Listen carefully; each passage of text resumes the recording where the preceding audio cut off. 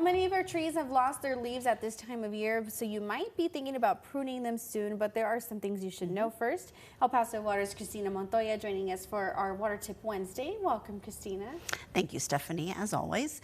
And a big problem that we see this time of the year is topping off of trees. Do you know what that is? I do not, if you could share. Of course.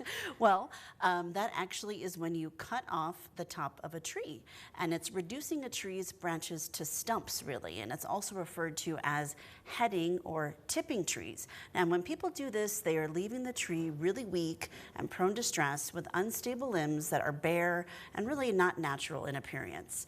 Plus, your tree will be much more prone to breaking and become a risk hazard. So I definitely have seen trees like that across town, but why do people do that?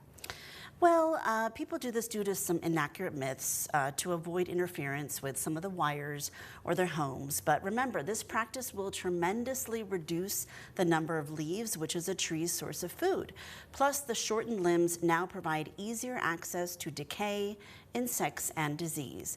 And now the tree is really forced to grow new limbs that are often weaker than the previous ones. So you'll now have to provide additional water and care just to keep the tree alive. So this definitely has a consequence. And how could we avoid doing this practice?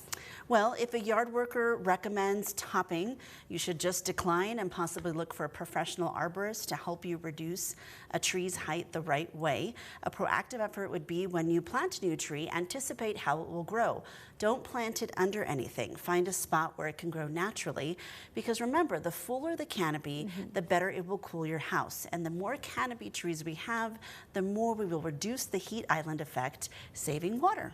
I love how it's all connected. The trees has to do with your utility, your water, keeping your house nice and cool. It's all connected, so it's very important to know. Yes. We at El Paso Water encourage trees, the canopy, because it cools things down, and then you have to use less water. So absolutely. Is there anything else that you would like to add, or any other tips people should know?